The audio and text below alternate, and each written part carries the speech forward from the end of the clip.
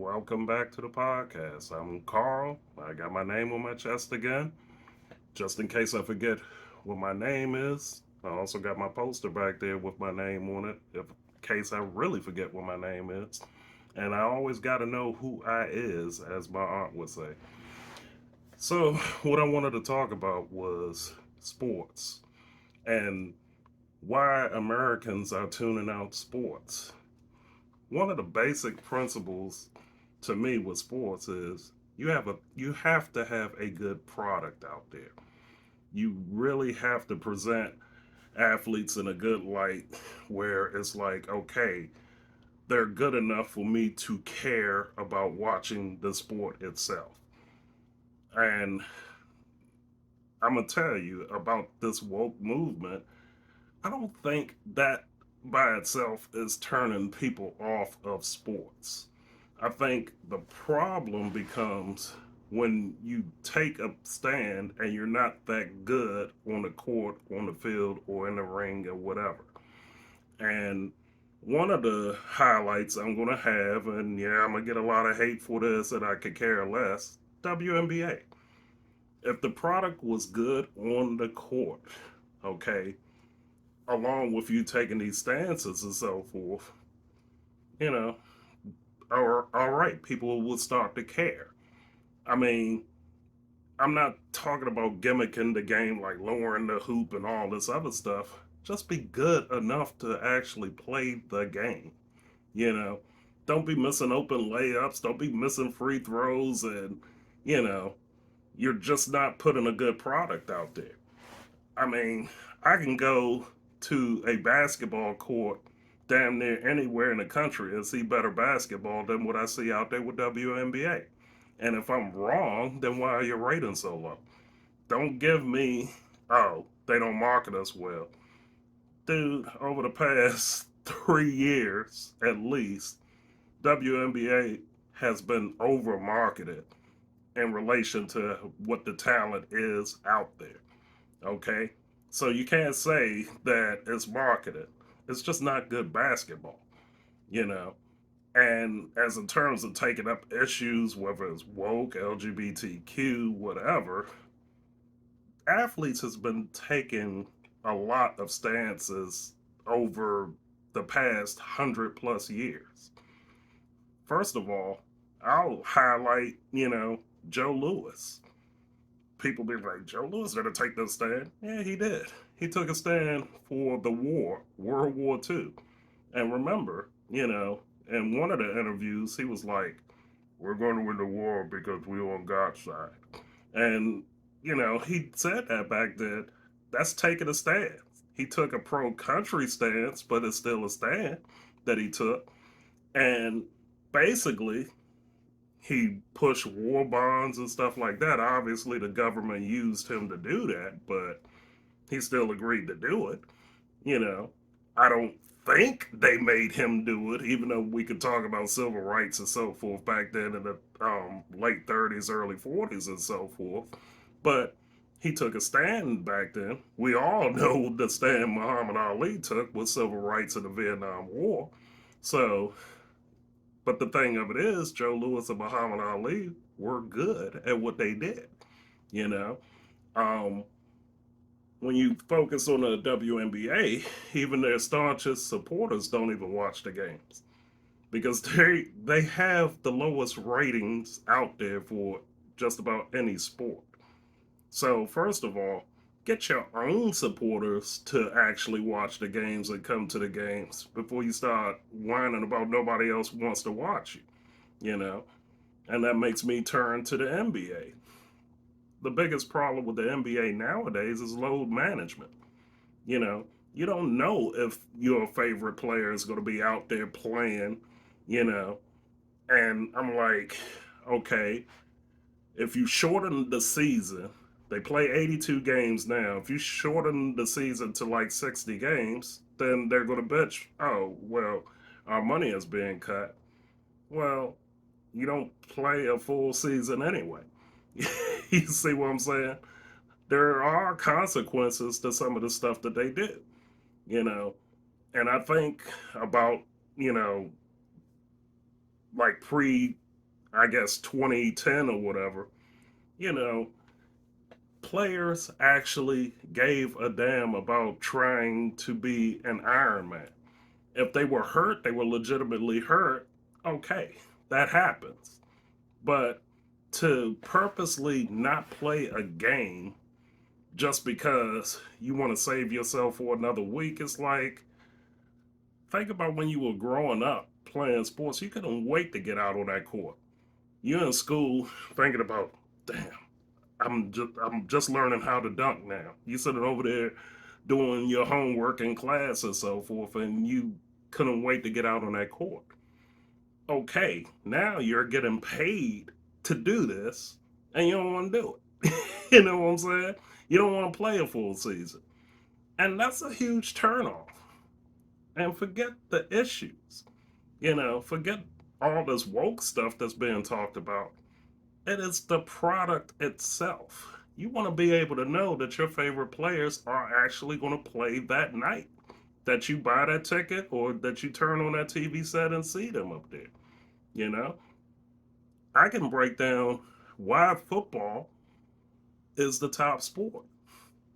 It's not just because the games are watchable and, you can really get into some of the rivalries that still is there in sports and football.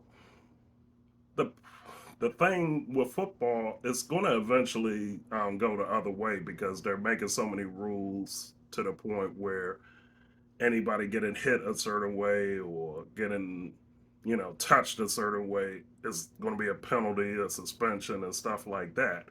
You're losing the essence of football, the rough and tough, you know, nature of performance out there. That's going to eventually kill football, but it ain't killing it yet because you still got people that actually care about, the teams and so forth. It's a very heavily betted on sport. That's that's one of the main reasons why it's so dominant out there.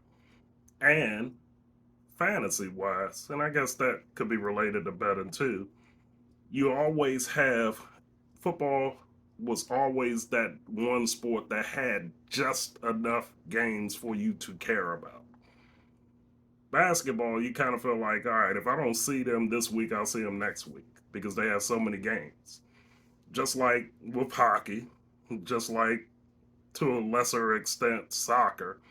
But soccer has a whole different problem in America. It's just, people that's traditional Americans weren't raised on soccer as much as they was raised on baseball, football, basketball, you know.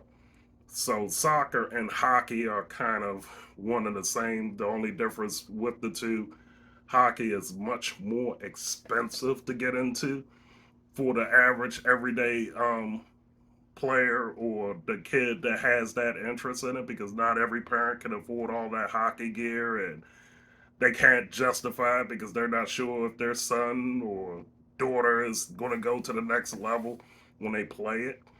Um, Soccer is just like basketball. You can just pick up a ball, create your own goals, go to a field that's already set up, play your ass off. Just like basketball, you get a basketball, you got courts all over the country that you can play. Golf, that's another one where it's like, cost of entry is a big deal because you have to get the right type of clubs, you have to understand angles, and really it's a high skill sport. And outside of Tiger Woods, it's just not a whole lot of people's eyes that's drawn to golf that you can relate with the athletes. And that's the big overarching thing with sports is you need athletes that you can relate to. A lot of these athletes now you can't even relate to them. You know, they're coming from a position of strength, not a position of growth like, it was from the 60s, 70s, 80s, even to a lesser extent the 90s. And I'm not saying that athletes shouldn't get paid. I'm not saying that athletes shouldn't get the best team to go to. It's just people everyday lives don't relate to sports anymore like it did back then, because athletes try to jump on social issues to get a following as opposed to letting a social issue develop so they can understand and then go out there with it. And LeBron, for an example, I think he has a good heart. I really think his heart is in the right place. He just doesn't read the temperature of the room very well, in my opinion. And one of his problems, I think about when he became a free agent the first time, when he did that infomercial or whatever before he made his announcement that he was going to take his talents to South Beach. I think the biggest problem was he could have done all of that without the free agent announcement, because it kind of made you think, like, what the hell? That's like having a woman that you're dating, you know, go out and do this video, and then all of a sudden some other dude walks in there and says, I'm marrying her, or she's marrying him, or whatever. And it's like, what the hell? You just don't do stuff like that. Now, was all of his reasons for leaving Cleveland right? They didn't put a team around him that he thought he could win with. It's a free agent market. A player can choose wherever he wants to go to. There's nothing wrong with that. Sometimes it's just do that on a side note. Like, go and sign your contract, and then, let the press come out and say it. I mean, but that was, again, that's reading the temperature in the room. Now, all of the stuff that you did for the kids and set up the school and all of that, that's great stuff. But there's always a time and a place for something like that. So, free agency, I can make an argument that it kills the fan base. I can make an argument that it enhances the sport. I really believe how the teams are set up to begin with. You make a fan not really care about the team as much when you have players being shuffled in and out all the time to super teams. So super teams can be good for a particular area for a short period of time as long as they win. The Yankees used to always set up their teams with a position of strength, and they were the evil empire. Everybody went after them. Oh, they buy all of their players and so forth. They also won a lot too. Think about the Lakers. Think about the Celtics. They go through super team after super team too. Miami Heat did it to a lesser degree. There's nothing wrong with it as long as you win. When you don't win, it just takes away some of that oomph from fan bases, not just in your own area, but throughout that league. So you're not going to be able to change that, because people can relate to free agency only for the simple fact of, okay, if I'm working at a job and I'm not liking what's going on, and this other job offers me $10,000 more to go there, and I can actually work there, I'm going to take it. So it's nothing wrong with moving on to another venue. I don't think it takes away from the sport that much. It just takes away, marketing sales and so forth, because people might fall in love with that player and they were trying to be loyal to their team, and it kind of splits loyalties. So overall, I think why America tunes out sports, you lose the rivalries, you lose the fact of the product is really that good, especially when you're talking about WNBA, NBA with the load management issue. And you look at some of these other sports where it's like the rule changes make it harder for you to actually enjoy the product out there. And on top of that, the players are not relatable anymore. It's killing the sports, it's killing the industry. You have to have good product out there for people to care. Just like with boxing. It's like if you have good boxers out there, and then you have somebody that has a personality that can galvanize people for or against that person, then you're going to have more eyeballs out there watching it. Muhammad Ali was a divisive figure. You have just as many people that hated him that loved him, and it made a lot of money for people. Jake Paul, to a lesser extent, is like that, where it's like people want to see him, they wanted to see him get his ass whooped on one end, and then you got other people like me that wanted him to win because it's bringing more eyes to the sport. You know, you need figures like that. You need a villain, you need a hero, and so forth. And nowadays, you don't know who's who. And I'm not taking a dump on women's sports because I'm about to praise another one, like the women's soccer team, the U.S. women's soccer team. They've won.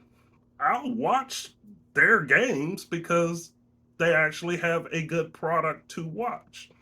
I'll watch tennis, both men's and women's, because they have good products out there. They have good athletes out there. So if you're going to develop in sports, the first things first, back to basics, have a good product out there. I don't care if it's boxing, make sure the boxers are good. If it's a team sport, make sure the teams are good. Then from that, you develop a fan base that is die hard that can relate to that team. Then the third part of it is having a star where it's like whether they're good or they're bad, you can relate to them. You know, you need a Magic Johnson, where it's like, okay, there's the smile and all of this. You need a Bill Lambier where it's like, oh, I can't wait for somebody to tear his head off or whatever. You need personalities that people can relate to boo, to cheer, and have a good time. You want to be entertained when you watch sports. You're not trying to watch a protest out there. You want to enjoy what's on your screen. You want to be able to get lost in the product. You're not getting lost in the product nowadays. The only ones you really get lost in is football. Yes, people, bitched about players taking a knee for the flag and all of that other stuff, but they still, for the most part, the diehards haven't stopped watching, which brings, other elements to it. So if you got a diehard fan watching it, whoever could care less about the sport is going to go with them to watch. That's what you need in sports. You need to be able to attract people to your product. And if you can't do that, guess what? People going to start tuning out the sport. And if you have athletes that's not relatable or not, I mean, you can have athletes that's not likable because you could go there and boo them, and that's good for the sport too. But if it gets to the point where people could care less what's being put out there, you're not going to have sports very long. And that's why a lot of Americans are tuning out of sports. It has nothing to do with the woke agenda. It has everything to do with the product that's on the court, on the field, in the ring. That's why MMA has taken off to a certain degree, because a lot of them are relatable and it's being controlled to an extent well. So it can happen. You just have to let the product do the talking before everything else comes into play there. Because if the product ain't good, you know, I'm going to click it off just like I'm clicking off this video. Until the next one, y'all take care.